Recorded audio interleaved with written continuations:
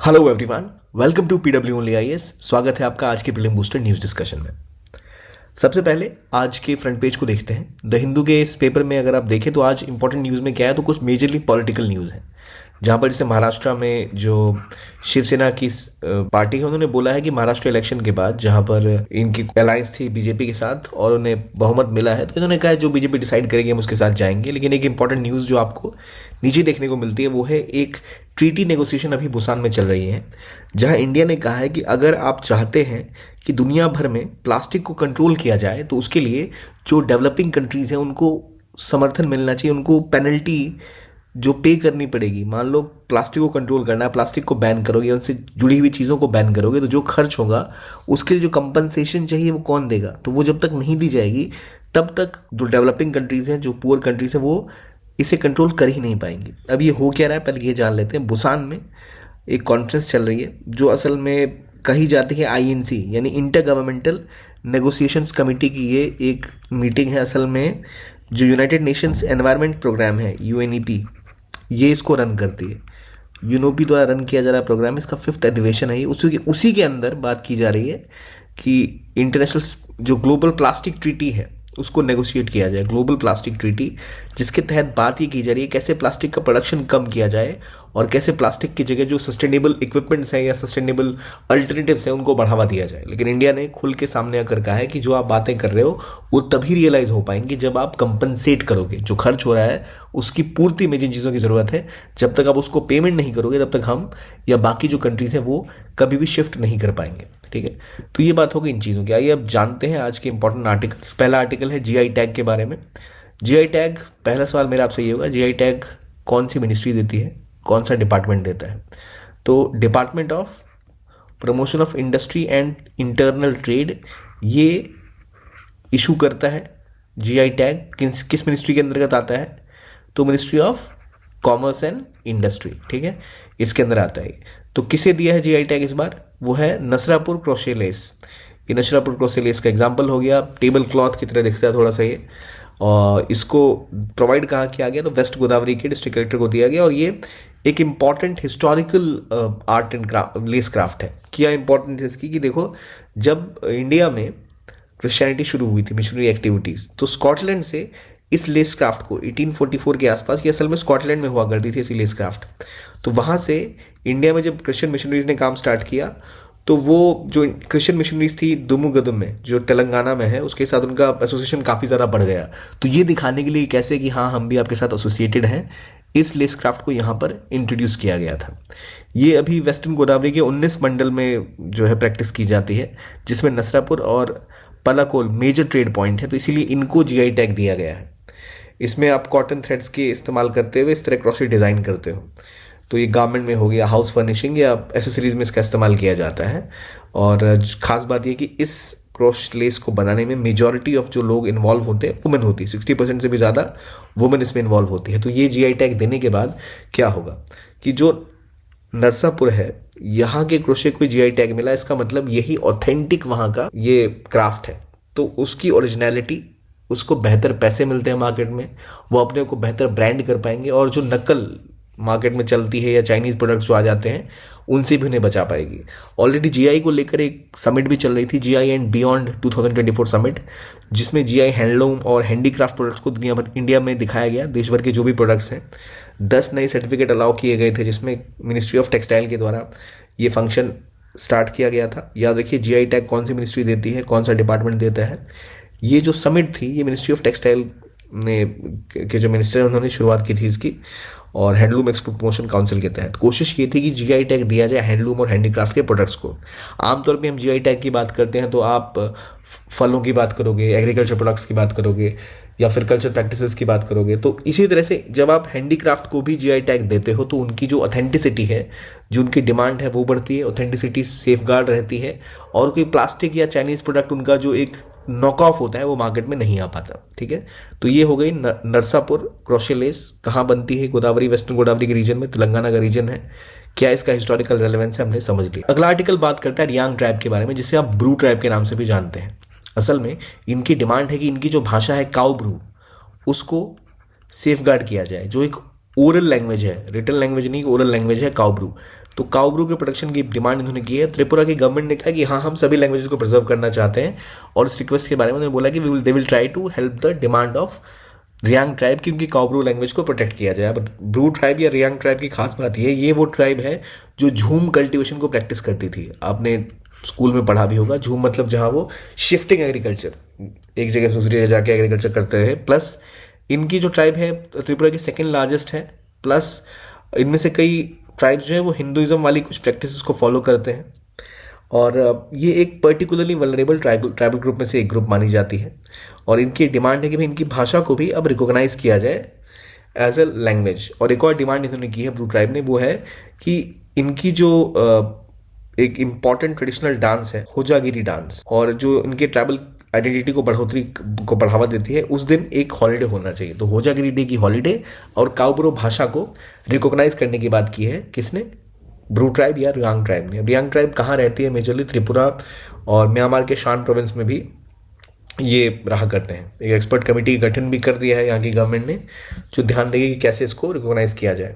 Assam, Mizoram, Myanmar और India में ये मेजर ट्राइब रहती है। तो असल में ये ऐसी ट्राइब है जिसको ज़िंदगी भर बहुत से दिक्कतों को झेलना पड़ा। वैसे प्राइमरली म्यांमार के शान प्रोविंस में से आते हैं, ये रूट्स वहाँ से आती हैं, वहाँ से इन्हें निकलना पड़ा, और वहाँ से निकल के इन्हें शरण लेनी पड़ी पहले जो आज बांग्लादेश का चिटगोंग का हिल ट्रैक्ट है वहाँ पर, और उसके बाद बांग्लादेश अलग हो गया, तो फिर इन्हें चिटगोंग से इंडिया के नॉर्थ ईस्ट में आके शरण लेनी पड़ी। तो बहुत ही एक कुचक्र रहा इनके जीवन में। मेजॉरिटी ऑफ ट्राइब जो है उसको बहुत ज़्यादा माइग्रेशन झेलनी पड़ी, फोर्स माइग्रेशन, ये दिक्कतें काफ़ी ज़्यादा झेलनी पड़ी हैं, इसलिए बहुत सताई हुई ट्राइब हैं ये। तो इसलिए इनके प्रोटेक्शन के ऊपर खास स्टेप्स लेने की ज़रूरत है।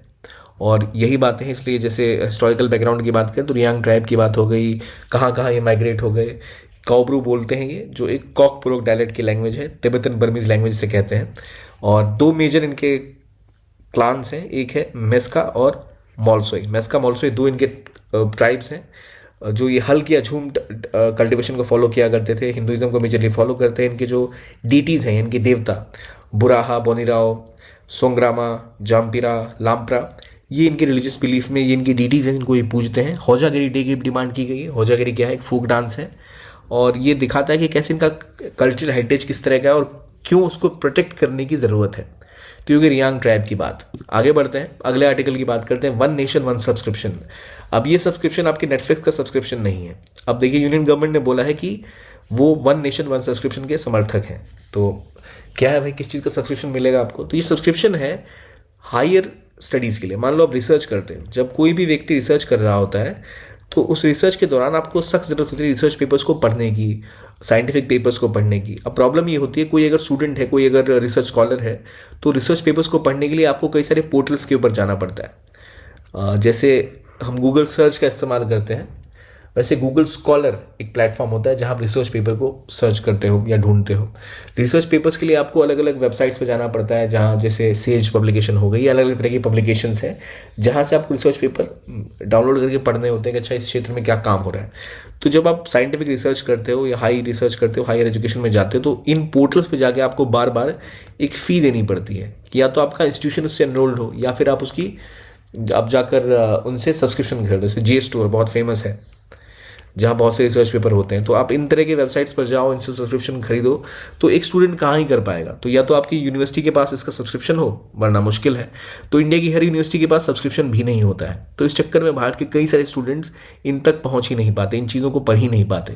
तो इसलिए जो डिपार्टमेंट ऑफ हायर एजुकेशन है, मिनिस्ट्री ऑफ एजुकेशन के अंतर्गत, उन्होंने बोला है कि वो एक यूनिफाइड पोर्टल बनाएंगे ताकि जर्नल्स को एक्सेस किया जा सके। एक ही सब्सक्रिप्शन के तहत एक सिंपल यूज़र फ्रेंडली प्लेटफॉर्म होगा। 6,000 करोड़ रुपए एलोकेट किए गए हैं इसके लिए कि जो भी हायर एजुकेशन इंस्टीट्यूशन है, जो भी सेंट्रल या स्टेट गवर्नमेंट के अंदर आते हैं, रिसर्च एंड डेवलपमेंट करना चाहते हैं, वो इसका यूज़ कर पाएंगे। इसको हैंडल करेगा कौन? तो इन्फॉर्मेशन एंड लाइब्रेरी नेटवर्क, जो यूजीसी के अंतर्गत काम करता है। 6,300 इंस्टीट्यूशन जो इंडिया के हैं, हायर और स्टेट एजुकेशन, स्टेट और सेंटर जो हायर एजुकेशन इंस्टीट्यूशन है, उनको फ़ायदा मिलेगा। लगभग 1.8 करोड़ स्टूडेंट्स को, फैकल्टीज़ को और रिसर्चर्स को मौका मिला कि वो इसको यूज़ कर पाएँ। इससे होगा क्या? इंडिया का जो एक विजन है, इंडिया का जो एक एम है, अनुसंधान नेशनल रिसर्च फाउंडेशन इनिशिएटिव हमने स्टार्ट किया था, जहाँ पर हम बात करें कि हम देश भर में साइंटिफिक टेम्पर को बढ़ावा देंगे, इनोवेशन को बढ़ावा देंगे, रिसर्च को बढ़ावा देंगे, लेकिन वो होगा कैसे? उसके लिए सबसे इंपॉर्टेंट है कि आपको पता होना चाहिए किस क्षेत्र में क्या काम हो रहा है। और ये एक बहुत बड़ी समस्या है दुनिया भर के रिसर्चर्स के सामने कि वो एक्सेस ही नहीं कर पाते जर्नल्स को, जहाँ कटिंग एज काम हो रहा है, रिसर्च हो रहा है, क्या चीज़ें हुई, क्या पब्लिश हुई, वो कभी उस तक पहुँच ही नहीं पाते क्योंकि उनके पास एक्सेस ही नहीं होता। तो इसलिए उसको निकालने का, उससे बचने का बेस्ट तरीका था कि आप एक ऐसा प्लेटफॉर्म बनाओ। इसीलिए one nation one subscription plan की बात की गई, जिसे कि इंफॉर्मेशन लाइब्रेरी नेटवर्क के तहत खोला जाएगा, जिससे कि इंडिया के स्टूडेंट्स, रिसर्चर्स, फैकल्टीज को उसका एक्सेस मिल पाए। तो वन नेशन वन सब्सक्रिप्शन किस मिनिस्ट्री का है, क्या है, क्यों उसकी रिक्वायरमेंट है, ये हमने समझ लिया। अगले आर्टिकल पे आते हैं, ग्लोबल मैच मेकिंग प्लेटफॉर्म। अब ये मैच मेकिंग मतलब ये नहीं समझना आपकी शादी कोई किसी की करवा रहा है, ये ग्लोबल मैच मेकिंग प्लेटफॉर्म है। ये मैच किसका करवा रहा है? ब्राइड ग्रूम का मैच नहीं हो रहा है, यहाँ मैच हो रहा है उन देशों का जहां पर इंडस्ट्रियल डिकार्बोनाइजेशन को आपको बढ़ोतरी करनी है, और उन देशों का जिनके पास कैपेबिलिटी है कि वो ग्रीन एनर्जी की तरफ या ग्रीन सॉल्यूशंस की तरफ लेके जा सकें। तो United Nations Industrial Development Organization UNIDO ने एक global matchmaking platform launch किया COP29 पे। क्या है भाई ये? तो ये कैसे दुनिया भर में डिकार्बोनाइजेशन को बढ़ावा दिया जाए उसके ऊपर फोकस करते हैं। तो जिन देशों के पास संसाधन है और जिन देशों के पास एक्सपर्टीज़ है, उन देशों को आपस में मिलाएंगे कि भाई देखिए, इनका आपके पास संसाधन है, इनके पास एक्सपर्टीज़ है, आप लोग मिलके ऐसे काम करिए जिससे कि, जैसे मान लो अभी कोई इंडस्ट्री है, कोल इंडस्ट्री है या थर्मल पावर प्लांट है, एनटीपीसी की बात कर लें। एनटीपीसी में किसी प्लांट में बहुत ज़्यादा कार्बन का उत्सर्जन होता है, या कोई कार कंपनी है वो किसी इंजन को बनाती है तो बहुत उत्सर्जन होता है। फिर उन्हें पता लगा एक ऐसा देश है जिसके पास बहुत सारा बायोफ्यूल्स है, और एक ऐसी कंट्री है जो उस एरिया में बहुत रिसर्च कर रही है, तो उन तीनों को मिला दिया जाए, उस कार मैन्युफैक्चरर को, उस बायोफ्यूल के वाले देश को, उस टेक्नोलॉजी वाले देश को, कि भाई आप टेक्नोलॉजी डेवलप करो, ये बायोफ्यूल प्रोवाइड करेंगे, कंपनी इसको अडॉप्ट करेगी, तो फिर क्या होगा, इससे इमिशन कम होगा। तो तीनों मिल गए। तो इसी तरह की से कहते हैं कि वो मैच मेकिंग करना चाहते हैं। $125 बिलियन हर साल चाहिए फंड करने के लिए, जिसकी कमी रह जाती है, ताकि हम नेट जीरो इमिशन गोल्स को पूरा कर पाएँ। तो इंपॉर्टेंट है कि हम एक ऐसा प्लेटफॉर्म बनाएं जहां पर ग्लोबल कोलैबोरेशन हो पाए। तो इसी के तहत एक इंटरिम सेक्रेटरीट भी होस्ट किया गया OECD कंट्रीज़ के द्वारा, IEA के द्वारा, इंटरनेशनल एनर्जी एजेंसी और OECD, जिन्होंने इसको सपोर्ट करने की भी बात की है। लिंक करेंगे कि भाई टेक्निकल फाइनेंशियल रिसोर्स कैसे दिए जाएं। इसके अंदर ऑलरेडी जो स्टेट पार्टीज़ हैं, जर्मनी, चिले, उरुग्वे, तुर्की, बांग्लादेश, इंडोनेशिया, वर्ल्ड बैंक, बड़े बड़े इंस्टीट्यूशंस में जुड़े हुए हैं, जिनका काम क्या है कि कंट्रीज़ को आइडेंटिफाई करना, प्रायोरिटाइज करना कि भाई किस तरह जो उनकी रिक्वायरमेंट है। मान लो बांग्लादेश को शिफ्ट करना है किसी ऐसी इंडस्ट्री से जहाँ बहुत ज़्यादा कार्बन उत्सर्जन हो रहा है, अब उनके पास पैसे नहीं है, कैसे शिफ्ट करेंगे? तो उसके लिए जर्मनी उनकी सपोर्ट कर सकती है, उसके पास वो टेक्नोलॉजी है, तो वो उनको सिखाएगी, उनको वो टेक्नोलॉजी प्रोवाइड करेगी या सपोर्ट करेगी टेक्नोलॉजी एक्वायर करने में, जिससे वो इस चीज़ों को शिफ्ट कर पाएँ। तो ये इसमें ग्लोबल गवर्नमेंट्स की, इंटरनेशनल ऑर्गेनाइजेशन की और प्राइवेट सेक्टर की पार्टनरशिप होगी। इसके अंदर कोलैबोरेशन की बात लगातार की गई, पिछले भी कॉप में की गई थी क्लाइमेट क्लब बनाकर, और इस बार इसको और आगे ले जाने की बात की गई है। इसके अंदर climate mitigation policies, industrial transformation, cooperation और डिकार्बोनाइजेशन के ऊपर फोकस किया गया है। तो ग्लोबल मैच मेकिंग प्लेटफॉर्म क्या है, किसने लॉन्च किया, क्या इसका रोल है, क्या ये अचीव कर सकता है, क्यों ये महत्वपूर्ण है, ये हमने जान लिया। अगला article, cyclone fungal. Cyclone fungal की अनाउंसमेंट हो चुकी है। इंडियन मेट्रोलॉजिकल डिपार्टमेंट ने बोला है कि जल्द ही एक साइक्लोन बन रहा है और ये तूफान ला सकता है तमिलनाडु के कोस्ट के ऊपर। अगेन तमिलनाडु के कोस्ट के ऊपर बात हो रही है। तो ये फैंगल का जो है, ये नाम पहली बात तो किसने दिया? ये दिया है सऊदी अरेबिया ने। अब फैंगल का मतलब क्या होता है? पहली बात, सऊदी अरेबिया ने नाम दे दिया, पर फैंगल का कुछ तो अर्थ होगा। फैंगल का अर्थ होता है स्ट्रॉन्ग विंड स्टॉर्म, मतलब एक अगर तूफान को सऊदी अरब में या अरबियन में फैंगल कहते हैं। तो वो दिखाता है कि भाई हर देश को मौका मिलता है कि वो नाम रख सके एक साइक्लोन का। नाम रखा कैसे जाता है? नाम रखने का तरीका ये होता है कि एक पैनल है 13 कंट्रीज़ का, जो वर्ल्ड मेट्रोलॉजिकल ऑर्गेनाइजेशन के अंतर्गत 13 कंट्रीज़ का एक पैनल है, और इन पैनल कंट्रीज़ में एक एक करके सब अपने देश से एक एक नाम फॉरवर्ड करते हैं। 13 नाम का लिस्ट बन जाता है, और जैसे आज एक साइक्लोन आया तो उसका नाम पहले बांग्लादेश ने दिया, उसके अगले का नाम इंडिया देगा, फिर ईरान। तो इस तरह एक साइकिल बनी हुई है, रोटेशन के हिसाब से नाम असाइन किए जाते हैं।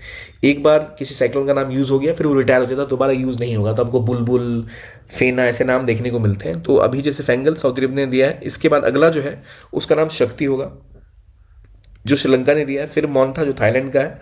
तो पूरी साइकिल और चेन चलती रहेगी, जैसे सऊदी अरब ने दिया, फिर श्रीलंका दे रहा है, फिर थाईलैंड, उसके बाद कोई आएगा यूएई, फिर यमन, उसके बाद फिर बांग्लादेश, फिर इंडिया। तो 13 पैनल से इस तरह से नाम प्रपोज किए जाते हैं। नाम ईजी सिंपल होने चाहिए, एक उसमें नॉन ऑफेंसिव होने चाहिए, डिस्टिंक्ट होने चाहिए, और याद रखो एक बार जो नाम यूज़ हो गया दोबारा रिपीट नहीं होता। ये पैनल किसके साथ जुड़े होते हैं? तो वर्ल्ड मीटरोलॉजिकल ऑर्गेनाइजेशन और United economic and social commission for Asia and Pacific, इसके द्वारा। ठीक, यहाँ जो तूफान है अक्सर वो क्यों अरबियन सी में कम आते हैं, बे ऑफ बंगाल में ज़्यादा आते हैं, क्योंकि sea temperature, wind pattern, geographical factors का डिफरेंस होता है। ऑलरेडी जो मीटरोलॉजिकल डिपार्टमेंट है वो इसको परसू कर रहा है, क्या क्या इसमें बदलाव हो रहे हैं, किस तरह ये हिट कर सकता है, क्या चेंजेस की रिक्वायरमेंट है। अब जब हमने इतना डिस्कस किया तो ये भी पता होना चाहिए ना कि वर्ल्ड मीटरोलॉजिकल ऑर्गेनाइजेशन या क्या इसका उद्देश्य है, क्यों ये बनी, कब बनी। तो 1950 में स्टैब्लिश हुई। इससे पहले ये इंटरनेशनल मीटरोलॉजिकल ऑर्गेनाइजेशन थी जो 1873 में बनी थी। उसी से 1950 में WMO बन गया। जेनेवा स्विट्जरलैंड में हेडक्वार्टर्स है। काम क्या है? इंटरनेशनल कोऑपरेशन पे काम करना, क्लाइमेट चेंज, वेदर, हाइड्रोलॉजी, इन सब के ऊपर की डेटा प्रोवाइड करना, इन्फॉर्मेशन प्रोवाइड करना, अगर कोई तूफान कहीं आने वाला है, कोई समस्या कहीं आने वाली है, उन चीज़ों पर फोकस करना, यही उद्देश्य होता है WMO का। इंडिया में क्या है? Indian meteorological department. ग्लोबली क्या है? World Meteorological Organization. कब स्टैब्लिश हुआ? 1950 में। कहाँ से आ रहा है? IMO से। स्विट्जरलैंड इसका हेडक्वार्टर्स है। क्या काम करता है ये हमने जान लिया। फैंगल क्या होता है ये भी समझ लिया।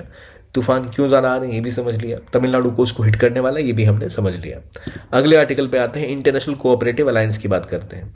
ग्लोबल कॉन्फ्रेंस हो रही है इंटरनेशनल कोऑपरेटिव अलायंस की न्यू दिल्ली में 25 से लेकर 30 नवंबर तक। ये कॉन्फ्रेंस में भूटानीज प्राइम मिनिस्टर ने बोला कि इंडिया ने हमारा बहुत सपोर्ट किया। एक जगह का नाम आया, उस जगह का नाम है गेलेफो।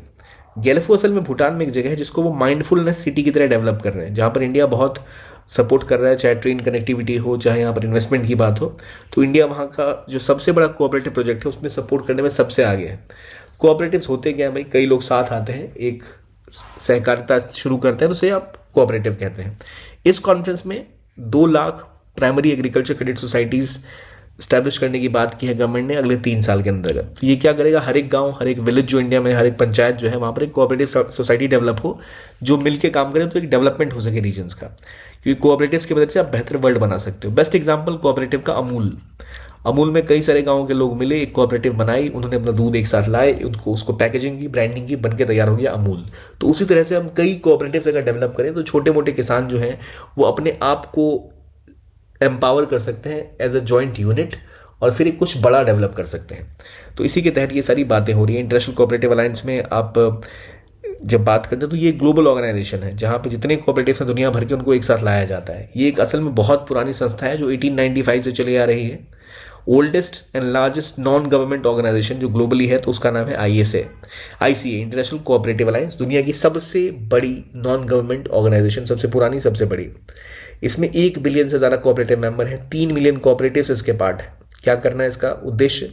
इसका उद्देश्य है कि कोऑपरेटिव आइडिया को बढ़ोतरी करना, बढ़ावा देना, नेशनल कोऑपरेटिव ऑर्गेनाइजेशंस को डेवलप करना, उनकी भावनाओं को डेवलप करना, वो कैसे और ऑर्गेनाइजेशन बना सकते हैं इसके ऊपर फोकस करना। इसमें 105 कंट्री के अंदर 306 मेंबर्स हैं, अलग अलग sectors, agriculture, housing, consumer goods, banking, कोई भी कोऑपरेटिव है सब इससे जुड़ सकते हैं। जैसे इंडिया में इफ्को की बात कर लो, फिर आप कृषक कोऑपरेटिव लिमिटेड की बात कर लो, अमूल की बात कर लो, तो ये सारे इसके मेंबर्स हैं। हेडक्वार्टर्स कहाँ है? बेल्जियम में। ये तो हो गई इंटरनेशनल कोऑपरेटिव अलायंस की बात जो न्यू दिल्ली में जिसकी मीटिंग हो रही है। और इंटरनेशनल कोऑपरेटिव अलायंस के बाद हमने बात कर ली इंटरनेशनल कोऑपरेटिव अलायंस है क्या, कैसे इस्टेब्लिश हुई। अब बात आती है इंडिया में इसका कौन सा पार्ट ऑपरेट करता है, तो उसका नाम है international cooperative alliance Asia Pacific. ये इस्टेब्लिश किया गया था 1960 में। जब इसका ऑफिस सेटअप करना था तो डॉक्टर जी केलर जो एक स्वीडिश कोऑपरेटिव एक्सपर्ट थे, वो टूर पे थे एशिया में। उनको लगा इंडिया एक बेहतर पोटेंशियल हो सकता है कोऑपरेटिव डेवलपमेंट का, और इसलिए यार 1958 में डिसीजन लिया गया कोलालंपुर की कॉन्फ्रेंस में कि भाई इंडिया में हम एक रीजनल ऑफिस खोलेंगे। इसको हमारे तब के प्रधानमंत्री जवाहरलाल नेहरू ने खुद इसको इनॉग्रेट किया था और बोला था बहुत इंपॉर्टेंट है रूरल डेवलपमेंट के लिए। एग्जाम्पल आप देख लो अमूल वगैरह जो आज डेवलप हो पाए, तो वो कोऑपरेटिव का बेस्ट उदाहरण है। तो फिर बाद में जो इंटरनेशनल कोऑपरेटिव अलायंस का ये रीजनल ऑफिस है, इसके 2 हिस्से हुए, एक एजुकेशन सेंटर और एक रीजनल ऑफिस। ये दोनों में बट गया और बाद में एक सिंगल इंस्टीट्यूशन 1963 में दोबारा बन के तैयार हो गया। पहले 2 टूटे, फिर एक बन गया ये।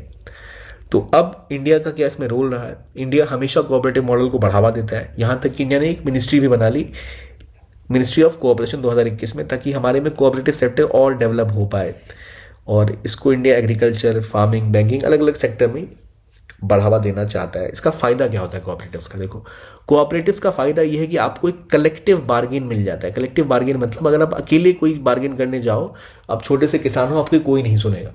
कोऑपरेटिव में 50 किसान साथ आ गए तो उनका आउटपुट बढ़ गया, उनकी डिमांड्स बढ़ गई, तो उनके पास एक बार्गेनिंग पावर मिल जाती है, उनकी सुनी जाती है। तो एक अच्छा स्टेप होता है उनको एम्पावर करने के लिए। वो ज़्यादा बेहतर तरीके से लोन ले पाते हैं, ज़्यादा बेहतर तरीके से अपनी डिमांड्स रख पाते हैं, और प्रोडक्शन और मार्केट का भी ज़्यादा बेहतर इस्तेमाल कर पाते हैं। इसलिए कोऑपरेटिव्स इंडिया का एक प्राइमरी फोकस हमेशा से रहा है।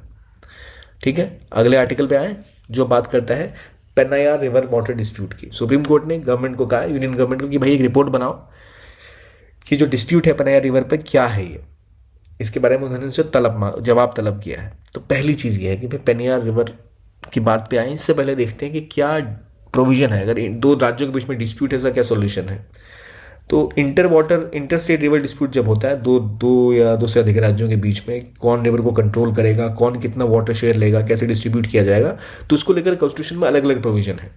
एक एंट्री 17 है स्टेट लिस्ट की, जो बात करता है water supply, irrigation, storage, power generation, drainage, embankment की। यानी स्टेट लिस्ट के अंदर एक रिवर के वो कंपोनेंट आते हैं जो उसको मैनेज करने में काम आते हैं। मतलब पानी का, पीने का पानी हो गया, थोड़ा सा खेती की सिंचाई की बात हो गई।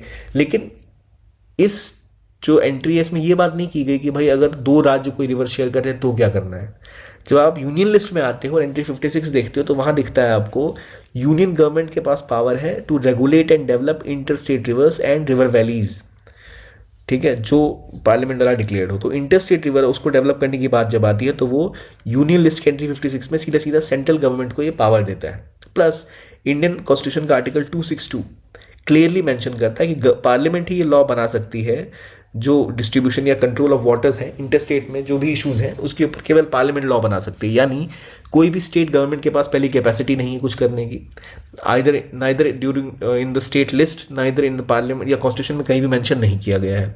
पार्लियामेंट ही लेजिस्लेशन कर सकती है। और इवन सुप्रीम कोर्ट के पास कोई पावर नहीं है या किसी और कोर्ट के पास कि वो किसी डिस्प्यूट में अपना कोई हस्तक्षेप दे सके। वो ये देख सकते हैं कि मान लो कोई ट्राइब्यूनल बना, ट्राइब्यूनल ने जो जजमेंट दिया उसको आप कोर्ट में चैलेंज नहीं कर सकते। तो कोर्ट क्या कर सकती है? कोर्ट ये कर सकती है, सुप्रीम कोर्ट, कि वो देख सकती है कि ट्राइब्यूनल जो फंक्शन कर रही है, उनकी जो फंक्शनलिंग है वो सही है या नहीं।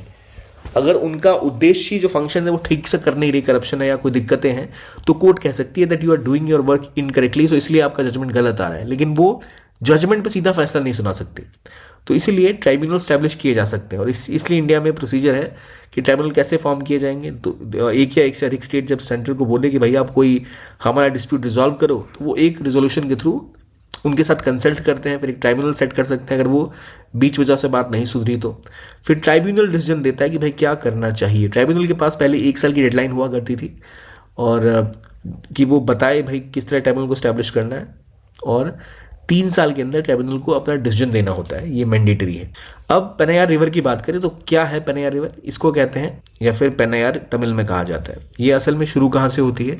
तो इसका ओरिजिन पॉइंट है नंदी दुर्ग माउंटेन में, जो चिन्नकेशवा हिल्स है कर्नाटका के, वहाँ से निकलती है कर्नाटका के नंदी दुर्ग माउंटेन से। याद रखना, नंदी दुर्ग से निकलती है। लेकिन मेजरली अराउंड 77% जो इसका रिवर वाटर है वो उसका बेसिन कहाँ पर है? तमिलनाडु में। तो इसलिए एक तो कॉन्फ्लिक्ट वहीं आ गया, रिवर निकल वहाँ से रही है और मेजरली तमिलनाडु में ही ये होती है। वहाँ की सेकेंड लार्जेस्ट रिवर है, 497 इसकी लेंथ है किलोमीटर्स, तो अराउंड 500 किलोमीटर की लंबी रिवर है, जिसका एक बड़ा सेक्टर कावेरी के बाद तमिलनाडु के लिए बहुत इंपॉर्टेंट है। तो वहाँ हमेशा इस चीज़ को लेकर थोड़ा डिस्प्यूट रहता ही रहता है। पेन्नायार की जो ट्रिब्यूटरीज हैं इसमें मार्कंडेय नदी,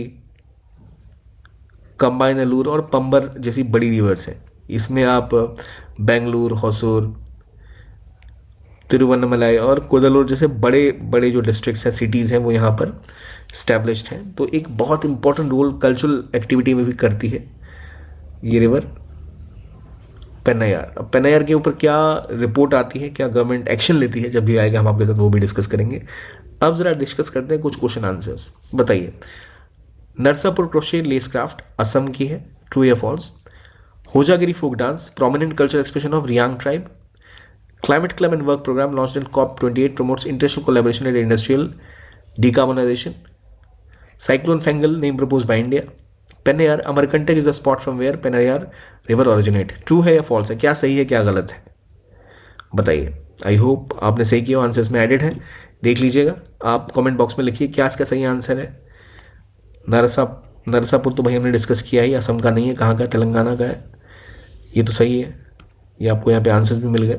आई होप आप आंसर लिख दें। तो ये था ये वीडियो आज का। आप अगर PDF डाउनलोड करना चाहते हैं हमारे channel PW only S official join कर सकते हैं, इसको स्कैन करके, या फिर सीधा PW ओनली एस टेलीग्राम पे टाइप करके आप जा सकते हैं हमारे चैनल तक, जहाँ आपको मिलेगा सारा कंटेंट और PDF जो आपको ज़रूरत है प्रिपरेशन के लिए, और साथ में ये PDF तो मिलेगा ही मिलेगा। तो ये था आज का डिस्कशन। देखने के लिए बहुत बहुत धन्यवाद। Keep on watching PW only IAS and